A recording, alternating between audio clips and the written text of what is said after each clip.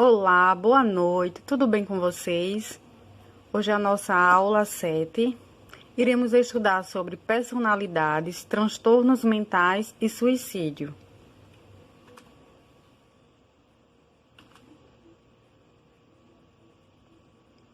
Personalidade. Existem vários tipos de personalidades. Eu trouxe para vocês conhecerem que a personalidade paranoica, ela suspeita, a pessoa ela suspeita que os outros estão planejando fazer algo com elas, enganar, prejudicá-las. A personalidade esquizoide. Esse tipo de personalidade parece não ter nenhum desejo de manter relacionamentos íntimos com outras pessoas, incluindo parentes.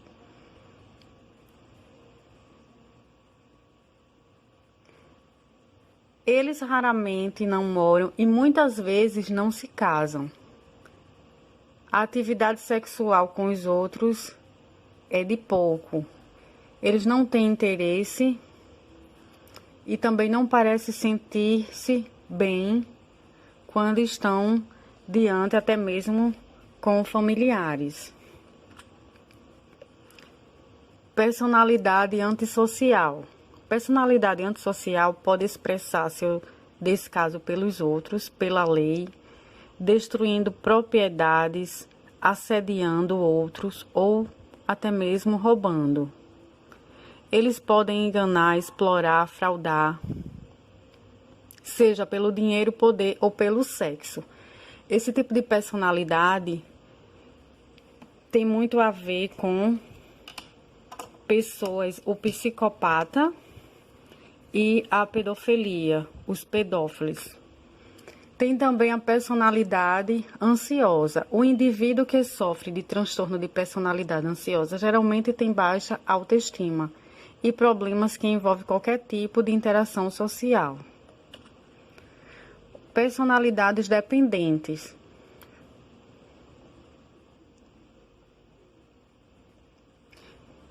Eles são dependentes de outro. Eles usam a submissão para tentar fazer com que outras pessoas cuidem deles. Eles muitas vezes deixam que os outros frequentemente tomem decisão por ele. Eles não assumem responsabilidade. Por exemplo, eles podem depender do cônjuge para dizer o que vestir, que tipo de trabalho, o que vai comer, dentre outros. O que são transtornos mentais? São alterações do funcionamento da mente que prejudicam o desempenho da pessoa na vida familiar, social, pessoal, no trabalho, nos estudos, na compreensão de si e dos outros. Trouxe alguns tipos de transtornos mentais, os principais transtornos, pois são diversos. O transtorno de humor ou perturbação do humor apresenta características dominantes, uma inquietação do humor, tendo dificuldades de concentração e atenção constante. O transtorno depressivo ou distúrbio depressivo maior, DDM, é caracterizado por pelo menos 2 semanas de depressão, acompanhado de baixa autoestima, perda de interesse em atividades, dores sem causa definidas. E tem também os transtornos ansiosos. É um transtorno de ansiedade com sentimento indefinido e desagradável de medo, inquietação, qualificando tensão ou desconforto proveniente de antecipação de perigo. O transtorno de ansiedade generalizada. O transtorno de ansiedade generalizada, ele pode ocorrer em qualquer idade. A condição tem sintomas semelhantes aos da síndrome do pânico. A ansiedade intensa e permanente interfere nas atividades diárias. Esses sintomas incluem preocupação constante, agitação e dificuldades de concentração.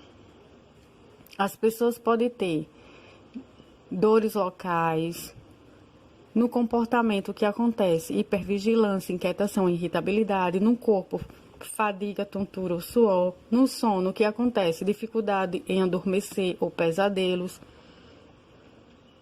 Na cognição, falta de concentração ou pensamentos indesejados. No humor, sofrimento emocional ou ataque de pânico. Sintomas patológicos, ansiedade severa ou medo. Também é comum preocupação excessiva, boca seca, dor de cabeça, falta de ar, náuseas, palpitações, repetições incessantes de pensamentos ou tremedeiras. O transtorno afetivo bipolar. Esse transtorno é um distúrbio psiquiátrico complexo. Sua característica mais marcante é a alteração, às vezes súbita, de episódios de depressão, com os de euforia, mania e hipomania, e de período assintomáticos entre eles. Transtorno fóbico ansioso. O transtorno fóbico ansioso tem como principal característica a presença de ansiedade intensa diante de situação. Os sintomas de ansiedade vivenciada variam de um desconforto a uma sensação de pavor. Pode causar tontura, sensação de desmaio, palpitações, tremores, suor, mão fria, dentre outros. Transtorno alimentar. Exemplo, anorexia nervosa. A pessoa come pouco, tem um baixo peso corporal, mas se acha acima do peso normal desejado. Então, veja que a anorexia nervosa, a pessoa, ela come pouco, ela tem um baixo peso corporal, mas ela se acha sempre com o corpo acima do normal, acima do desejado. A bulimia nervosa, a pessoa come muito, em seguida tenta se livrar da comida. Transtorno da compulsão alimentar. É caracterizado por uma grande quantidade de alimentos, acompanhado pela perda de controle sobre o que comer. Então, a pessoa que tem um transtorno da compulsão alimentar, ela sente uma falta de algo, ela não consegue saciar e ela não conseguiu identificar qual é esse algo, então o que ela faz? Ela come em quantidades exageradas, ela perde o controle. E muitas vezes ela não sabe o que comer. Quando ela decide que vai comer um determinado alimento, uma determinada comida, ela come em excesso. Então, são esses 3 tipos do transtorno alimentar que eu trouxe para vocês conhecerem. Anorexia nervosa, bulimia nervosa e o transtorno da compulsão alimentar. Esse transtorno da compulsão alimentar geralmente são pessoas ansiosas que estão com problemas, muitas vezes não conseguem distinguir ou identificar, então elas querem saciar de que forma? Através do desejo da alimentação. Transtorno do estresse pós-traumático. É um distúrbio da ansiedade caracterizado por um conjunto de sinais e sintomas físicos, psíquicos e emocionais em decorrência de um portador, a vítima ou testemunha de atos violentos ou situações traumáticas. Tem também o transtorno de personalidade, que são padrões de pensar, perceber, reagir e relacionar. As causas ainda não foram identificadas, mas acredita-se que é herança genética do transtorno de personalidade. Tem o transtorno de personalidade com instabilidade emocional ou borderline, que é um transtorno mental grave caracterizado por um padrão de instabilidade contínua do humor, no comportamento, da autoimagem e funcionamento. Os sintomas mais comuns da síndrome de borderline englobam instabilidade emocional, sensação de inutilidade, insegurança, impulsividade e relações sociais, dentre outros. Tem também o transtorno do pânico. Ele é muito conhecido, o transtorno do pânico. Então, eu trouxe alguns sintomas para que vocês possam conhecer sobre esse tipo de transtorno. O transtorno do pânico é caracterizado por crises de ansiedade. Vejam que a ansiedade, ela está... Quem assistiu às aulas anteriores, foi falado que a ansiedade, ela pode vir associada com outros tipos de transtorno. Veja que ela está aqui associada ao transtorno do pânico. As crises podem ocorrer em qualquer lugar, durante, em média, de 15 a 30 minutos. Os ataques de pânico acarretam intenso sofrimento psíquico, com modificações importantes de comportamentos devido ao medo da ocorrência de novos ataques. Quais os sintomas? Aceleração dos batimentos cardíacos e da respiração, falta de ar, pressão ou dor no peito, palidez, suor frio, tontura, náuseas, pernas bambas, formigamentos, tremores, calafrios, ondas de calor, sensação de estar fora do corpo, medo de morrer ou de perder o controle, desmaio ou vômitos, dentre outros. Suicídio. O suicídio é um ato de causar a própria morte de forma intencional. Então, os fatores de risco incluem a perturbação mental ou psicológica, como depressão, perturbação bipolar, esquizofrenia, abuso de drogas, alcoolismo, depressão, problemas amorosos ou familiares, bullying, traumas emocionais, sofrimento no trabalho, conflitos familiares, separações, perda de um ente querido, doenças crônicas, doenças como câncer, epilepsia, AIDS, doenças dolorosas ou incapacidades, violência sexual e violência doméstica. Eu trouxe todas essas situações que está contida no contexto social de muitas pessoas que passam por uma situação suicida.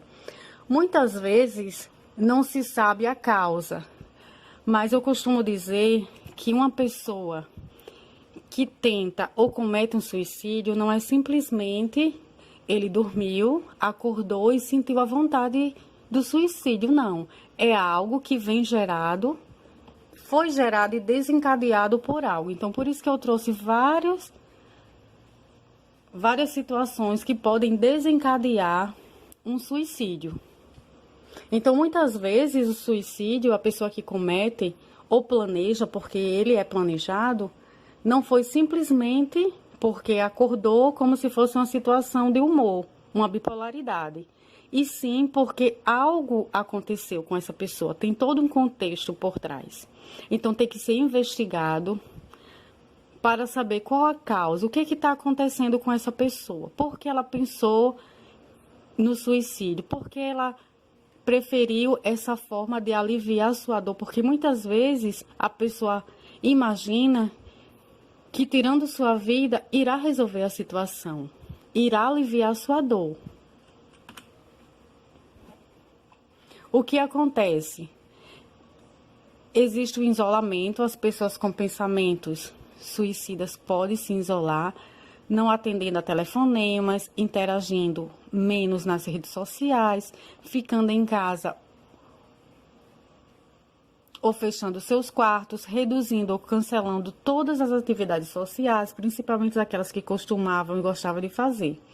O comportamento suicida divide-se em 3 fases. Pensar em suicídio, tentativa de suicídio e a consumação do suicídio. Veja que é totalmente planejado, tem todo um planejamento. Então, se tem todo um planejamento, não foi algo que foi surtado, que a pessoa teve ali uma alucinação ou um delírio. E sim foi algo que foi planejado devido a alguma situação que ela vivenciou, que ela passou e que foi desencadeado em algum momento ou em alguma situação. Aqui são algumas expressões de ideias de pessoas suicidas. Então, o que geralmente elas falam? Fiquem atentos para os comentários abaixo.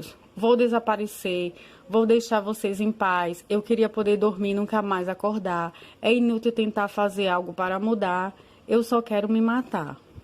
Então, falar é a melhor solução. Se vocês conhecem alguém que está passando por alguma situação dessas que foi, então vocês podem já começar a identificar essas frases para saber se a pessoa está com planejamentos ou pensando em suicídio. Setembro Amarelo.